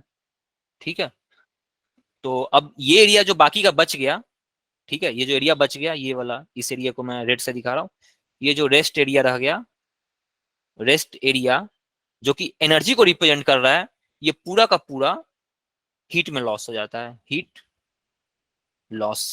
ठीक है, क्लियर, समझ में आया क्या? हिस्टेरेसिस, इसी फिनोमेना को हम हिस्टेरेसिस बोलते हैं। ठीक है, ये जब आप हीट एंड थर्मोडायनेमिक्स पढ़ोगे ना तो ये ग्राफ अच्छे से समझ में आए। हीट एंड थर्मोडायनेमिक्स में ऐसे ऐसे ग्राफ बहुत सारे हैं। ठीक है, जा ऐसे रहा है और लौट ऐसे रहा है, तो ऑब्वियस है कि ये एरिया ज्यादा होगा बनस्पत इस एरिया के। तो आखिर ये वाला, ये इतना एनर्जी गया कहाँ, ये वाला एनर्जी कहाँ गया? लौटने समय उसने थोड़ा ही सा एनर्जी लिया था लौटने के लिए, वापस लौटने के लिए रबर ने थोड़ा एनर्जी खर्च किया था, तो बाकी का एनर्जी कहाँ चला गया? ठीक है, तो बाकी का सारा एनर्जी हीट के रूप में लॉस हो जाता है, हमेशा के लिए लॉस हो जाता है वो एनर्जी। क्लियर, बहुत मजेदार कॉन्सेप्ट था ये, मैं सोचा ही नहीं था कि भाई ऐसा भी कुछ होता है। ये सब हम लोग थर्मोडायनेमिक्स में हम पढ़ते थे, ये सब हम लोग पढ़े हैं थर्मोडायनेमिक्स में। जो अगर आपको जो प्रॉब्लम हो रही है ना, वो आपको, आप क्यों मानोगे कि भाई कि एरिया जो होता है वो वर्क होता है, ये आपको प्रॉब्लम, एक इशू होगा। पहले जो था ना वो ऐसे गया और लौटते समय जो है ना वो ऐसे आया। ठीक है, तो पहले का एरिया जो है ये वाला एरिया है, और लौटने वाला जो एरिया है ना वो ये वाला एरिया है। ठीक है, तो सवाल ये उठता है कि भाई आखिर ये जो जो गया था वो, ये जो एरिया रह गया, ये वाला एनर्जी गया कहाँ? ठीक है, तो ये एनर्जी वो पूरा का पूरा हीट में चला जाता है। बॉडी के अंदर हीट डेवलप होता है लौटने के समय, जब वो लौट के आ रहा होता है ना, या हीट, जब वो रबर लौट के आएगा वापस, जब आप डिफॉर्मिंग फोर्स को हटा दोगे, रबर लौट के वापस आएगा, तो वो कुछ हीट भी लॉस करेगा। ठीक है, चलो इसके बाद एक और सवाल करते हैं जल्दी से। हाँ बोलो संगीता। सर ये चीज प्रैक्टिकल लाइफ में मतलब समझ नहीं आ रही सर, हीट का। जैसे कि आप वो गद्दी पे आप बैठते हो ना, सोफा होता है ना, सोफा, सोफा में फोम लगा होता यस है, सर। सोफा पे जब आप बैठते हो तो फोम लगा होता है, फोम। ठीक है, तो आप बैठते हो, आप बैठे तो आपने प्रेशर अप्लाई किया, प्रेशर अप्लाई किया तो बॉडी अपने अंदर वही रिस्टोरिंग फोर्स डेवलप करेगा, क्योंकि आपने उसके एटम्स को डिस्प्लेस कर दिया। ठीक है, तो बॉडी इस बार जो है ना, बॉडी जब आप उठ जाओगे सोफे पर से तो सोफा देखो पूरा रिकवर कर जाता है। ठीक है, लेकिन जब सोफा रिकवर करता है ना, इस दौरान बॉडी जो है ना, जो जब वो रबर जो होता है, जो फोम जो होता है, वो जब वो रिकवर कर रहा होता है तो रिकवर तो वो पूरा करेगा, लेकिन जितना एनर्जी आपने उसको दबाने में लगाया था ना, वो एनर्जी रिकवर नहीं होता है, वो उसमें का एक एनर्जी जो है ना वो एक पार्ट रह जाता है, रबर की ये प्रॉपर्टी होती है, एक पार्ट उसका छूट जाता है, और वो धीरे धीरे अंदर ही अंदर वो हीट डेवलप करता रहता है। आप देखना फोम के अंदर आपको दिखेगा ये सब चीज, जो फोम होता है ना, जब पुरानों सालों साल पुराना गद्दा जो होता है ना, सोफा, आप उसको देखना, उसका कुछ अलग ही स्ट्रक्चर होता है। तो एक्चुअली उसमें धीरे धीरे धीरे धीरे हीट डेवलप करता रहता है, धीरे धीरे धीरे धीरे, सालों तक उसमें एक हीट डेवलप करता रहता है। हीट इतना नहीं होता है कि वो आपको जला देगा, बहुत ही माइन्यूट हीट होता है, उतना हीट नहीं होता है कि आपको वो पता नहीं चलेगा, आपको दिखाई नहीं देगा, ऑब्वियस सी बात है, बट ये हो रहा होता है, रबर में ये चीजें हो रही होती हैं, ठीक है। रबर का कोई रीजन प्रोपोर्शनल वाला रीजन नहीं होता है, रबर कहीं से प्रोपोर्शनल होता ही नहीं है, एक मोमेंट के लिए भी स्ट्रेस स्ट्रेन के प्रोपोर्शनल नहीं होता है, वो शुरुआत ही करता है आरा टेरा टाइप का एकदम कुछ भी, ठीक है। चलो आ जाओ, एक और सवाल करते हैं जल्दी से यार, बहुत ये 2 सवाल में ही सब कुछ खत्म हो गया मेरा। उफ उफ उफ, कहाँ गया भाई, सवाल भी नहीं मिलता है। चलो इसको बताओ, पूछा जा रहा है कि रॉड, मैंने पूछ लिया था क्या इसको, ये सवाल आप लोग किए हो क्या, नहीं किए हो ना? ओके चलो बताओ इसको, rod A rod B rod C, तीनों का स्ट्रेन निकालना है, क्या निकालना है आपको, स्ट्रेन, स्ट्रेन ओनली स्ट्रेन निकालना है, ठीक है। चलो निकालो जल्दी से, तो रॉड ए के लिए स्ट्रेन निकालो, रॉड बी के लिए स्ट्रेन निकालो, रॉड सी के लिए स्ट्रेन निकालो, और ये बताओ कि सबसे ज्यादा स्ट्रेन STRAIN किसमें डेवलप किया, और ये लॉन्गिट्यूडनल स्ट्रेन की बात कर रहा है ना, लॉन्गिट्यूडिनल, लॉन्गिट्यूडनल स्ट्रेन का फॉर्मूला होता है change in length divided by initial length. चलो अब इतना मैंने बता दिया, अब तो बता दो, एकदम सही बताना भाई सब कोई, सबसे ज्यादा स्ट्रेन किसमें हो रहा है, ग्रेटेस्ट फर्स्ट, ग्रेटेस्ट फर्स्ट सी में। संगीता तो ना एकदम हड़बड़ के चक्कर में ना ये गड़बड़ करती है, गलत है संगीता, यस परी का सही है, सही है, सही है वंशिका, सही है, बट आगे निकालो अभी, और इसमें इसमें और भी, ए में ज्यादा है बट अभी क्लू है, अभी इसमें और भी कुछ है, निकालो तो, तीनों का निकालो पता चलेगा। हाँ खुशी ठीक है, ए ए ठीक है, संगीता ने ये गलती की है, बाकी सबका सही है, अर्चना का भी सही आ रहा है, इसमें अभी भी क्लू है, आप निकालो तो, बी और सी का निकालो ना, आपको दिखेगा। वॉइस, हेलो खुशबू वॉइस नहीं आ रही है, खुशबू बोलो, खुश बोलो, बताओ बी और सी का बताओ, बी और सी में क्या हो रहा है। एक मिनट रुकना ना, एक मिनट,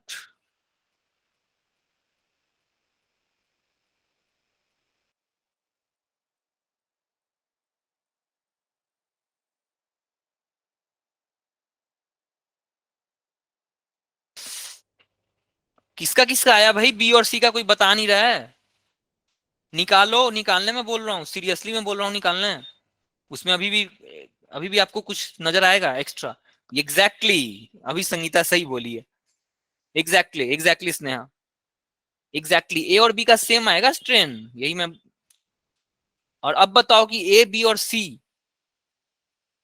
हाँ हिमांशु सही, सही हिमांशु, यस यस खुशबू वेरी गुड, सबका सही आ रहा है जबरदस्त, यस ठीक है वंशिका, सी का डिफरेंट आएगा, लेकिन कितना आएगा ये तो बताओ,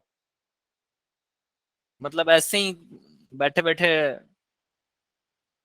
डिफरेंट आएगा, सी का 2.5 आएगा, गलत है इशू, 2.5 नहीं आएगा, 2/5 आएगा एग्जैक्ट, नहीं 2/5 भी, सी का 2/5, 5/2 खुशबू का आ रहा है, अरे क्या आ रहा है भाई, 5/2 कैसे आ रहा है, 10, भगवान क्या कर रहे हैं यार सब, या सी का 2/5 एग्जैक्टली 2/5 सही है, सही है, सही है, वेरी गुड, 2/5 सी। कितने लोग पता है क्या कर रहे हो, इनिशियल लेंथ में से उसको भागा दे रहे हो यार, हाँ सी का सही आ रहा है, अब सबका सही आ रहा है, अभी जो बता रही थी ना कोई, वो 10/4 बता रही है, 5/2 वो उल्टा कर रही है, खुशी, हाँ खुशी सही है, खुशबू का सही है, जूही 2/3, नहीं नहीं 2/3 नहीं होगा जूही, ये तो आपने 3 लाया कहाँ से, गलत है जूही आपका। चलो अब फाइनल बताओ क्या क्या आया, फाइनल बताओ, ग्रेटेस्ट किसका है, सबसे ज्यादा किसका है, यस शीतल सही है, सबसे ज्यादा किसका आया, ए बी सी में से सबसे ज्यादा किसका आया, सबसे ज्यादा स्ट्रेन किसका आया, yes good good good, A and B का सबसे ज्यादा आएगा, यस यस, चलो ठीक है समझ गए हम, सबको आ गया, यस यस खुशबू स्नेहा सबका आ रहा है, वेरी गुड। चलो तो फिर ए रुको यार, कलर दिखाई नहीं दे रहा है। ठीक ठीक ठीक, वेरी गुड वेरी गुड, ठीक है ठीक है ठीक है ठीक है ठीक है, गुड गुड। सी का कम आएगा सोनी, सही। तो ए बराबर बी आएगा और ये दोनों सी से बड़े होंगे। ठीक है, चलो इसको सॉल्व करते हैं ना, जो जल्दी से इसको सॉल्व करते हैं। अब कितने लोग क्या कर रहे थे ना, हाँ अब कितने लोग क्या कर रहे थे ना, दिस बाई दिस करने लगे थे। दिस बाई दिस करना है, ये बाई ये करना है। अब कितने लोगों ने, ओके ठीक है, चलो आ जाओ इसको निकालते हैं ना। पहला में क्या निकालना था, स्ट्रेन। ओके, पहला का स्ट्रेन आएगा नहीं नहीं, मैं बता देता हूँ ना शीतल, कितनों से नहीं बना होगा, देखो बताना तो है ही मुझे। नहीं नहीं बताऊंगा ना, रुको रुको रुको। Del L not by 2 L0, ठीक है। ये कितना आया, 0.5 del L not by L not आया। दूसरे में 2 del L not divided by 4 L0, ये अगेन 0.5 del L not by L not आएगा। और तीसरे में 4 L0, 4 delta L not divided by 10 L0। अब इसी को ना कितने लोगों ने उल्टा किया था, 10/4 किया था। ये 0.4 आ रहा है, 0.4 del L not by L not. तो ऑब्वियस है कि सी हमारा सबसे कम है। ठीक है, यासिका बन रहा है, यासिका का बन रहा है क्या? यासिका का आंसर नहीं आया था अभी। और कौन सवाल रह गया? ओके चलो इसको बताओ, ये तो फॉर्मूला बेस्ड सवाल है। ओके यासिका, ठीक है यासिका, नो इश्यूज। चलो इसको बताओ, ये लास्ट प्रॉब्लम है, या और बता दूं क्या इसके बाद मेरे पास?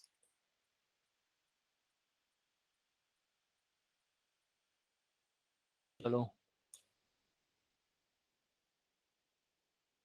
चलो इसको बता सकते हो क्या? स्ट्रेस निकालना है, स्ट्रेस ए और बी में, बता सकते हो? चलो बताओ इसको, इसको बताओ। Stress, what is stress? दो वायर दे रखे हैं, तो स्ट्रेस ऑफ ए और स्ट्रेस ऑफ बी में क्या रिलेशन है? चलो बताओ, जल्दी बताओ, मैं वेट कर रहा हूँ इसका। इसके बाद एक और न्यूमेरिकल करेंगे, ठीक है? कोई जाएगा नहीं ना, एक न्यूमेरिकल और मुझे करना है। एक न्यूमेरिकल मैं और बताऊंगा इसके बाद। आज ज्यादा पढ़ाई हुई नहीं है यार, आज तो रिवीजन ही करता रह गया मैं। वैसे हमारा सिलेबस ये खत्म हो गया है, सिर्फ इलास्टिक पोटेंशियल एनर्जी बचा हुआ है बस, उसको मैं डिराइव कर दूंगा, चैप्टर फिनिश। बताओ सिग्मा ए, स्ट्रेस और ए और स्ट्रेस और बी के बीच में क्या रिलेशन आ रहा है?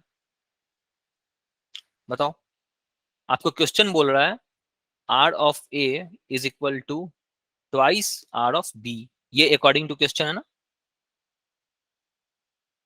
According to question. Stretch by same load F of A बराबर एफ ऑफ बी, ये भी आपका अकॉर्डिंग टू क्वेश्चन है। अब मुझे सिग्मा ए और सिग्मा बी का रिलेशन बताओ। Sigma B equals to what times sigma A, ये आपसे पूछा जा रहा है। ये वाट, यहाँ पे जो वाट है क्वेश्चन मार्क, ये क्या है? What is this question mark, ये आपको बताना है। किसी का आया क्या, बताओ भाई। A equal to what? Stress on A, stress on B. Stress on B जो पूछ रहा है ना, वो स्ट्रेस ऑन ए के रिलेटिव पूछा जा रहा है। स्ट्रेस ऑन ए के रिलेटिव पूछा, सी है क्या? सी नहीं है वंशिका, सी नहीं है, सी नहीं है, गलती कर रहे हो तुम लोग। एरिया है यार, एरिया। कितना सिली मिस्टेक करते हो भाई, कितना सिली मिस्टेक करते हो, वो एरिया है। ए, ए तो गलत ही है। एक, एक, ये किसका आ रहा है यार? ये कैसे आ रहा है? ये नहीं आएगा, ये कैसे आ रहा है? बराबर कैसे आ रहा है? रेडियस डिफरेंट है, बराबर कैसे आ जाएगा? बी सही है, खुशबू, खुशबू का सही आया है बी, या संगीता का सही आया है।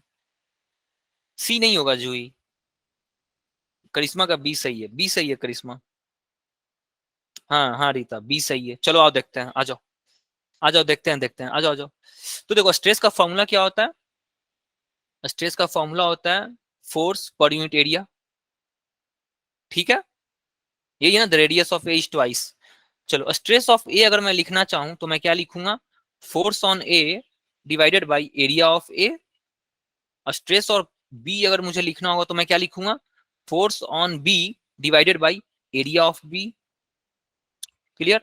अब मैं दोनों का रेशियो ले लेता हूं, तो रेशियो ले लूंगा तो क्या हो जाएगा, stress of A divided by stress of B equals to force of A divided by area of A divided by force of B divided by area of B. अभी मेरा क्या हो जाएगा, stress on A divided by stress on B जो है ना, force of ए और force of B cancel हो जाएगा क्या, 4 टाइम्स होगा जूही, सही कैंसिल हो जाएगा क्या, कैंसिल क्यों होगा, क्योंकि ये अकॉर्डिंग टू क्वेश्चन है ना, देखो क्वेश्चन ने बोल रखा है एफ ए और एफ बी बराबर है, दोनों मेटल्स पे लगने वाले, दोनों वायर्स पे लगने वाले फोर्सेस बराबर है, लोड सेम लोड, ये देखो this is a same load. Same load का मतलब है दोनों को सेम फोर्स से आप खींच रहे हो, तो एफ एफ भी कैंसिल हो गया, अल्टीमेटली ये आ जाएगा। अब ये ए बी जो है ना, ये ए बी ऊपर चला आएगा और ए जो है ना वो नीचे आ जाएगा, ठीक है, ये उल्टा हो जाता है, ये ए बी ऊपर चला गया और ये ए नीचे आ गया, area of A. Area of B कैसे लिखेंगे हम, pi into radius of B का स्क्वायर, यस कोमल, ठीक है, into pi into radius of A का स्क्वायर, ठीक है, अगेन पाई पाई कैंसिल हो जाएगा आपका, ठीक है। अब क्या बचेगा, ये simply radius of B divided by radius of A का होल स्क्वायर। और R B by R A का वैल्यू जो है ना, यहां से जब आप निकालोगे आर बी बाई आर ए तो आपको 1/4 मिलेगा, तो यहाँ 1/2 मिलेगा, सॉरी 1/2 मिलेगा। जब आप यहाँ पे 1/2 पुट करोगे और उसका स्क्वायर करोगे तो ये अल्टीमेटली 1/4 आ जाएगा। और यहां से जब आप सिग्मा बी निकालोगे ना, that is stress on B equals to 4 times stress on A, this is the answer, ठीक है, बी। चलो एक और सवाल करते हैं ना, एक और सवाल चलो आ जाओ, ये करते हैं, आ जाओ। देखो क्या करें, इसको मैं सॉल्व कर रहा हूँ। A load of 4 kg is suspended from the ceiling through a steel wire of radius this। अब उसमें पाई आर स्क्वायर क्यों लिया गया, ये किसी को समझ में आया क्या, एरिया पाई आर स्क्वायर क्यों हुआ, है ना, वो तो ये तो नहीं बोल रहा है कि वो जो स्टील वायर है या जो भी वायर था वो सर्कुलर होगा, ये तो उसने नहीं बोला था, बट वाई मैंने सर्कुलर क्यों अज्यूम कर लिया, ये सर्कल का एरिया होता है ना, पाई आर स्क्वायर सर्कल का एरिया होता है। तो बेसिकली अगर आपको कुछ नहीं बोल रहा है, वायर दे रहा है, तो आपको ये दिमाग लगा लेना है कि हम सर्कुलर वायर की बात कर रहे हैं, ठीक है। अलग से सर्कल, अगेन देखो यहाँ पे स्टील वायर बोला है, सर्कल तो कहीं बोल ही नहीं रहा है, इसने रेडियस दिया हुआ है तो रेडियस तो एक सर्कल का ही होगा, ठीक है। तो आपको यहाँ से कंक्लूजन निकालना, अब ये मत पूछना कि सर पाई आर स्क्वायर ही क्यों ले रहे हो, है ना, तो ये चीज आपको थोड़ा सा समझना होगा। चलो चलो मैं क्या बता रहा था, मैं क्या, फाइंड द टेंसाइल स्ट्रेस, मुझे टेंसाइल स्ट्रेस निकालना है। टेंसाइल स्ट्रेस का फॉर्मूला क्या होता है, force per unit area. Tensile stress का फॉर्मूला होता है फोर्स पर यूनिट एरिया। चलो फोर्स कितना है भाई, फोर्स लोड ऑफ 4 kg, ये देखो 4 किलोग्राम का लोड उस पर लादा गया था, ये सीलिंग, ये वायर, ठीक है, ये इसका एरिया है। और यहां से जो है ना एक, क्या हो गया यार, यहां से 4 किलोग्राम का एक वेट लटक रहा है। 4 किलोग्राम का वेट अगर लटक रहा है तो इसका वेट कितना हो जाएगा, 4 टाइम्स जी हो जाएगा क्या, 4g। और जी का वैल्यू ये दे रखा है 3.14, 9.8 मत लेना यहाँ पे, ये 3.141 पाई दे रखा है, यहाँ आपको 9.8 नहीं लेना है, ये हो जाएगा 4 इंटू 3.1 पाई। और ये वेट है तो इसका यूनिट क्या होगा, न्यूटन, ठीक है। चलो फोर्स का वैल्यू लिखो, 4 इंटू 3.1 पाई, ठीक है, this is force divided by area, area का वैल्यू पाई और आर स्क्वायर, आर का वैल्यू 2 mm है, रेडियस इज 2 mm। mm को जब हम मीटर में चेंज करते हैं तो हम 10⁻³ से मल्टीप्लाई करते हैं, अब ये मीटर में बदल गया,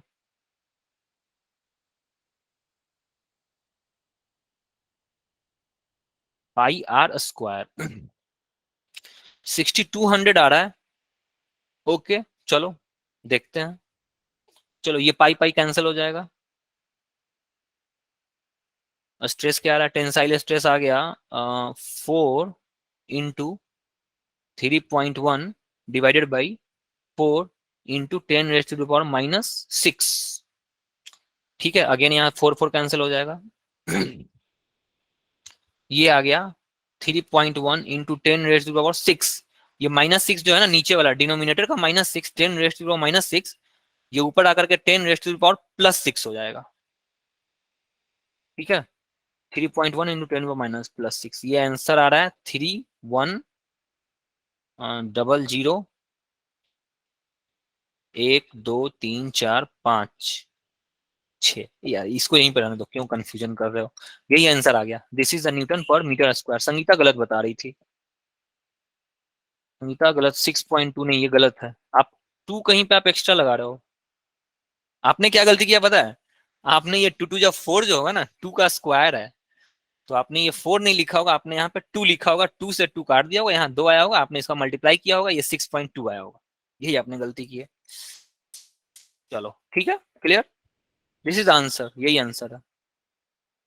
3.1 इंटू 10⁻6 न्यूटन पर मीटर स्क्वायर। क्लियर, हाँ 3.1 होगा एग्जैक्टली। चलो भैया और बताओ, किसी को कुछ डाउट है तो। ओके शीतल, शीतल का भी आ गया क्या आंसर, ले आई हो क्या शीतल? हाँ भाई बताओ। खुशबू, ओके ठीक है। और संगीता, संगीता एक और संगीता है, 2 संगीता है यहाँ पे। कोमल आंसर आ रहा है क्या? इशू, इशू का आंसर आया क्या? स्नेहा का आया, ठीक है सिस्टर मेरा। ओके शीतल, गुड गुड गुड, इशू आ गया, ओके ठीक है ठीक है ठीक है ठीक है ठीक है। वंशिका आया क्या? हिमांशी, वंशिका, यासिका, बताओ आप लोग। सर मेरा भी आ गया, गुड रीता। बहुत आसान सवाल है ये तो बहुत ही बेसिक है, बहुत बेसिक क्वेश्चन है ये तो। बोलो यासिका, ओके जूही, गुड, ओके यासिका ठीक है। और भी बताओ, खुशी, शीतल, खुशबू, और क्या शीतल, शीतल तो 3 4 है क्या यहाँ पे यार, कितने हो गए हैं शीतल? चलो चलो ठीक है, फिर आज की class over. Okay Khyati, very good, no issues, time लग रहा है बट आ गया है तो। हाँ शीतल तो 2 है, टाइम लगा के भी ला रहे हो। ओके खुशबू। चलो गुड, ठीक है फिर, क्लास इस over. Sir stress and strain negative हो सकता है क्या? हाँ निगेटिव होगा ना, निगेटिव को ही तो पॉजिटिव बनाते हैं यासिका, तभी तो बल्क मॉडुलस को हमने पॉजिटिव बनाया था। मैंने आपको बताया होगा ना लास्ट क्लास में, मॉडुलस ऑफ इलास्टिसिटी जब मैं पढ़ा रहा था तो मैंने आपको बताया होगा बल्क मॉडुलस पॉजिटिव आता है। बट बल्क मॉडुलस को पॉजिटिव बनाने के लिए हम एक माइनस साइन लगाते थे, और पॉइजन्स रेशियो, इन दोनों को पॉजिटिव बनाने के लिए हमें एक माइनस साइन पहले से लगाना पड़ता है, क्योंकि अगर माइनस नहीं लगाओगे ना तो वो दोनों निगेटिव ही आएगा। यस यस इशू, अगर माइनस नहीं लगाओगे तो बल्क मॉडुलस और पॉइजन्स रेशियो निगेटिव आएगा। लेकिन हम ये चाहते हैं कि मेरा बल्क मॉडुलस और पॉइजन्स रेशियो पॉजिटिव आए, इसके लिए हम क्या करते हैं, फॉर्मूला के पहले ही हम ही एक माइनस लगा के वहां रखे रहते हैं, ताकि वो जो घटा हुआ वॉल्यूम जो निगेटिव लेके आएगा उसको वो पॉजिटिव कर दे। इसलिए हम पहले ही एक माइनस लगा देते हैं भाई। याओ तू, हाँ भाई, और किसके किसके आंसर्स आए बताओ। सर आज, ओके वेरी गुड जूही, वेरी गुड। देखो प्रैक्टिस अगर क्लास में बैठ के करोगे तभी मजा आएगा, अदरवाइज बोर होगे और कहोगे सर जल्दी क्लास खत्म करो, जल्दी क्लास खत्म करो। ओके शीतल ठीक है। ठीक है, अब मैं न्यूमेरिकल कराऊंगा और इलास्टिक पोटेंशियल एनर्जी, मेरा 2 टर्म बच गया। इलास्टिक पोटेंशियल एनर्जी इकलौता एक बचा हुआ है। ओके स्नेहा, तो एक लास्ट टॉपिक बचा हुआ है इलास्टिक पोटेंशियल एनर्जी, उसको डेरिवेशन है, डेरिवेशन में इंटीग्रेशन है। तो आधों को तो समझ में आना नहीं है, वो चीज मुझे पता है, मैं एक बैच में मैं करा चुका हूँ, किसी को समझ में नहीं आया। यस पॉइजन्स रेशियो, मैंने एक बैच में पढ़ाया था इलास्टिक। हाँ न्यूमेरिकल करवाएंगे, अगली क्लास में करवाएंगे। हाँ देखो अगर आप न्यूमेरिकल अगर आप अटेम्प्ट करोगे ना तभी आप क्लास में आप इंजॉय करोगे, अदरवाइज फिर आप एक्सपेक्ट करोगे कि जल्दी खत्म करो सर, जल्दी खत्म करो, आज बोर हो गई ये वो, ऐसे काम नहीं चलेगा। अगर आप वाकई में compete करना चाहते हो, सीरियस हो ना, तो आपको करना तो पड़ेगा, अभी करो बाद में करो, जिंदगी में एक बार मेहनत तो करनी होती है, एक बार मेहनत करो, एक बार मेहनत करो, लाइफ में एक बार तो मेहनत करना ही होता है, ठीक है। अगर अभी कर लिए तो आगे की लाइफ आसान हो जाएगी, अगर अभी नहीं किया तो बाकी की पूरी जिंदगी फिर मेहनत ही करना पड़ेगा। यस, एग्जैक्टली एग्जैक्टली वंशिका, वही तो मैं बोल रहा हूँ ना। अगर आप न्यूमेरिकल्स अगर आप अटेम्प्ट करोगे ना तभी आप क्लास में आप क्लास के फ्लो को आप जो है ना पकड़ पाओगे, अदरवाइज क्लास का फ्लो आप नहीं पकड़ पाओगे। मेरी क्लास में तो मैं तो सिर्फ, मेरा अप्रोच बहुत मैथमेटिकल होता है, मैं तो इतना ये सब थ्योरी तो मैं पढ़ाता भी नहीं हूँ, बट आपका बोर्ड है तो ये सब पढ़ाना पड़ रहा है, नहीं तो कंपटीशन में इन सब थ्योरीज की उतनी जरूरत नहीं पड़ती है वंशिका, ठीक है।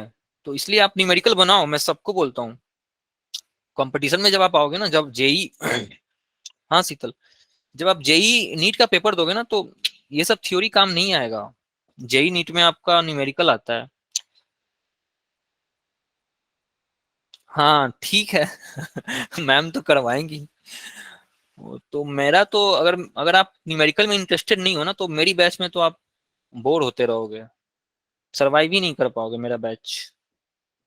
मैथ्स कमजोर है तो मेरे बैच में तो बहुत मुश्किल हो जाएगी। आप लोग इम्प्रूव करो, मैथ्स इम्प्रूव करो, मैं हूँ, मैं हर चीज बताऊंगा, मैं कुछ भी मैं सब कुछ बेसिक से बताता हूँ। ओके रीता, ठीक है। हाँ न्यूमेरिकल अगली क्लास में फुल न्यूमेरिकल होगा, एक टॉपिक बचा हुआ इलास्टिक पोटेंशियल एनर्जी, उसको सॉल्व करेंगे, उसको डिराइव करेंगे, डिराइव तो हम करेंगे ही, समझ में तो नहीं आएगा किसी को, लेकिन मेरा काम है डिराइव करना, वो पूरा का पूरा वो इंटीग्रेशन है। एक क्लास में मैं डिराइव करके देख चुका हूँ, किसी को समझ में नहीं आया, तो अगले क्लास में हम डिराइव करेंगे, समझ में आए या ना आए मेरा तो काम है डिराइव करना, और फिर इलास्टिक पोटेंशियल एनर्जी पे हम न्यूमेरिकल करेंगे। हाँ बिल्कुल खुशबू, वो होना ही चाहिए। हाँ आएगा समझ में शीतल, बिल्कुल बिल्कुल आएगा समझ में, मेहनत करो, समझ इंटीग्रेशन क्या है, कुछ नहीं है इंटीग्रेशन, लेकिन आपको पेन कॉपी लेके नोटबुक लेकर के आप बैठोगे तब समझ में आएगा, ठीक है। इंटीग्रेशन आता है, अरे वाह, कब सीख लिए भाई इंटीग्रेशन, कब सीख ली वंशिका बताओ अभी तो आपका चल ही रहा होगा इंटीग्रेशन वगैरह, तो आप चल ही रहा होगा। एक्चुअली हम लोग को भी टाइम नहीं दिया गया ना, वरना हम लोग भी कुछ मैथ्स पढ़ाते हैं। हाँ बिल्कुल बिल्कुल, जिनकी क्लास, जिनको डाउट नहीं, मैं तो बस चैटिंग चल रही है हमारी। हाँ ठीक है वंशिका, एक्चुअली हम लोग को टाइम नहीं दिया गया। ओके ओके, हम लोग को टाइम नहीं दिया गया, नहीं तो हम लोग भी करवाते हैं न्यूमेरिकल अब इंटीग्रेशन, लेकिन टाइम ही नहीं दिया गया मतलब टाइम ही नहीं मिला, हम तो करवाते हैं, मतलब मुझे तो बहुत मजा आता है, मतलब फिजिक्स और मैथ का जो डेडली कॉम्बो है ना, उसका तो कोई दुनिया में कोई तोड़ ही नहीं है, मैथ्स और फिजिक्स का जो कॉम्बो है, डेडली। सर हाँ जी, बोलो बोलिए संगीता। सर एक पूछना था कि जो अवंती का जो टेस्ट होगा संडे को, तो यस, जैसे अगर हम उसमें पीसीबी या पीसीएम करना है, तो अगर हम पीसीबी कर लेते हैं तो उसके बाद हमारी मैथ्स की क्लासेस नहीं लगेंगी? मैथ्स की क्लासेस लगेंगी, आपकी दोनों होगी ना फिर तो। क्योंकि सर हमारा पीसीएम भी है ना। हाँ दोनों दोनों मिलेगी आपको, दोनों मिलेगी। मैथ्स आप ओपन में जाके कर लिया करो, अगर आप बायोलॉजी को मेन रख रहे हो तो मैथ ओपन में कर लो, अगर आप मैथ्स को मेन रख रहे हो तो बायो को ओपन में जाके कर लो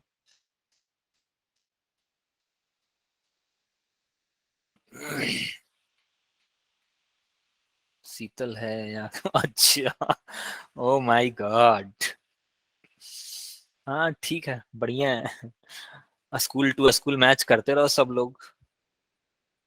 चलो ठीक है, अपना टेस्ट अच्छे से दो भाई, अगली क्लास में हम इलास्टिक पोटेंशियल एनर्जी और न्यूमेरिकल्स